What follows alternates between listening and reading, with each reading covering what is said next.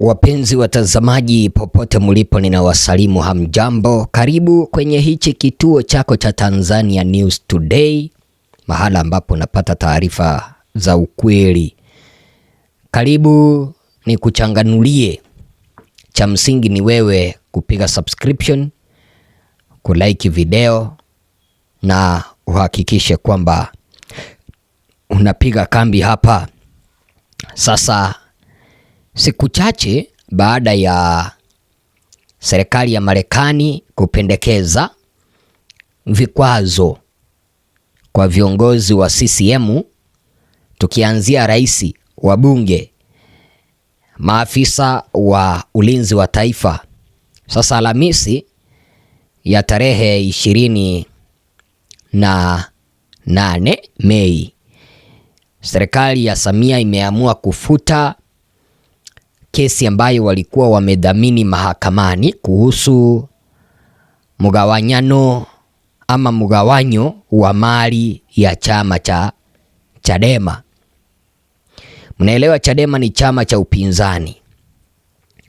Kama njia moja ya kukiengua kutoka kwa uchaguzi uliopita wa mwaka uliopita, uchaguzi ambao ulisababisha maafa, serikali ya Samia iliweza kufungulia kesi CCM, yani Chadema. Walipofungulia Chadema kesi ya mgawanyo, mahakama ilisimamisha kila kitu. Na mnaelewa yule ambaye alikuwa amewasilisha hii kesi alidhaminiwa na serikali. Mnaelewa yule ambaye aliweza kuwasilisha kesi hiyo ni makamu mwenyekiti wa Chadema Zanzibari, aliyekuwa makamu wa Chadema Zanzibari, ndugu Said Isa Mohamed. Huyu alidhaminiwa na serikali ili kuweza kutafuta kesi na kufungulia Chadema kesi. Lakini sasa baada ya pressure kuonekana kwamba viongozi wa CCM wameogopa watafungiwa visa za kuenda Marekani, watafungiwa mali yao. Imagine serikali ikaamuru mahakama kufuta kesi hiyo ya mgawanyo wa mali. Sasa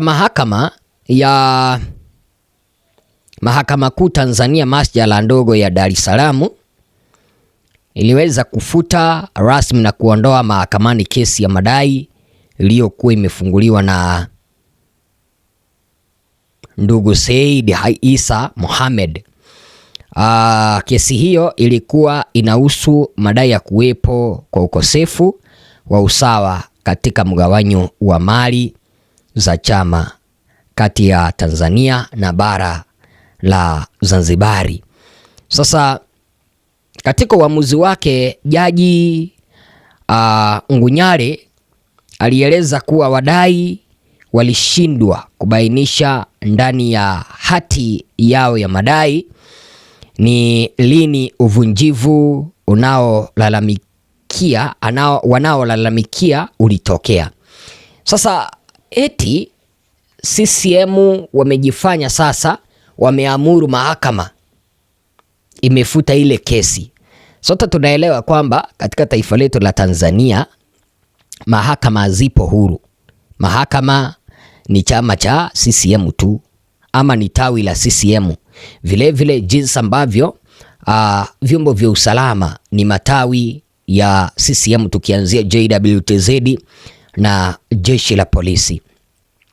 Sasa mimi kama Bwana Ezra na mchanganuzi wa siasa, naomba unisikilize vizuri. Unaona hivi vikwazo ambavyo viliweza kupendekezwa na maseneta wa Marekani ambao waliweza kuwasilisha ripoti yao ya vikwazo kwa rais wa Marekani ili achukulie hatua viongozi wa CCM, tukianzia rais na wabunge na wote wale ambao waliweza kuhusika na machafuko ya mwaka uliopita. vile vikwazo ndivyo vimesukuma mpaka serikali ya CCM imeamua kuachilia Chadema. Munaelewa ama? Mimi kama mwanahabari niliwachanganulia hapa, nikawaeleza kwamba ndani ya yale mapendekezo ya seneta ama maseneta wa Marekani waliweza kutoa sababu ambazo ziliwafanya wao kupeana mapendekezo ya vikwazo kuelekea kwa rais wa Marekani Donald Trump.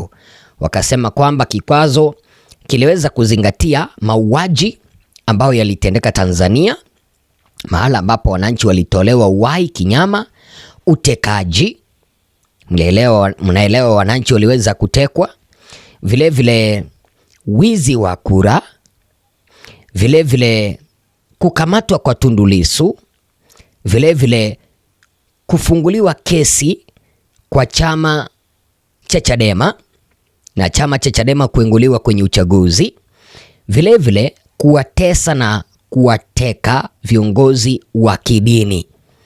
Sasa ukiweza kuangalia kwenye mantiki hiyo, mpenzi mtazamaji na msikilizaji, ndio imeweza kusukuma serikali ya Samia imeondoa kesi, na mimi ninaona kwamba hii ni njia moja ya kujiandalia taratibu kwamba huenda wakamuondolea makosa Tundu Lissu, kwa sababu najua, wacha nikwambie, rais wa Marekani Donald Trump si mtu ambao unacheza naye. Si eti kwamba ninamsifu, ni ukweli ninakwambia, yule si mtu ambao unacheza naye. Akikuanza hivi hauwezi ukatoboa, hauwezi ukatomboa kabisa. Angalia Nicolas Maduro, angalia Irani.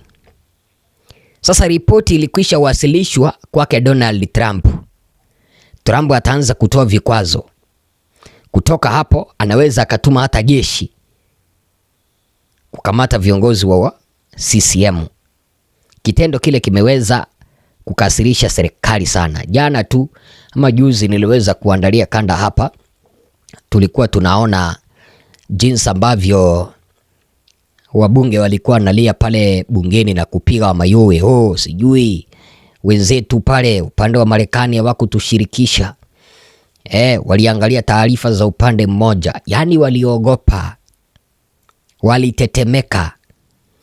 Na mnaelewa upande wa Marekani, bunge kubwa ambalo linapeana mapendekezo na ambalo linapitisha maamuzi ambayo rais anapaswa kufuata ni bunge la Seneti. Sijui kama unanielewa mpaka hapo. Bunge la Seneti ndilo bunge kubwa ambalo linafuatwa Marekani. Sasa kitendo hichi kimeweza kuogopesha serikali ya Samia, mpaka wameona kwamba kumbe mambo yalikuwa serious hivi. Wameanza kuachilia sasa viongozi wa upinzani, kama vile wameachilia sasa chama cha Chadema. Kesi ambao walikuwa wameifungua ya mgawanyo wa mali wameachilia, wameifuta. Kesho usishtuke kuona wamemwachilia Tundu Lissu. Wataamuru mahakama iweze kusema kwamba wameangalia, hawakupata ushahidi wa kuendelea kumzuilia Tundu Lissu. Kumbuka kwamba hii serikali imejaribu kwa kila namna kumtongoza na kumshawishi Tundu Lissu kufanya makubaliano ya maridhiano. Tundu Lissu amekataa. Lakini kutokana na ile pressure ambayo inaendelea kutoka Marekani, haitapita miezi miwili au mwezi mmoja kabla ya hii serikali kumwachilia Tundu Lissu. Hii ni njia moja kwa serikali ya Samia kuogopa jinsi ambavyo wameanza kufanya mambo. Wazo lako ni lipi, mtazamaji wangu? Mimi ninamuomba rais wa Marekani ashikilie papo hapo, afinye kufinya. Wazo lako ni lipi?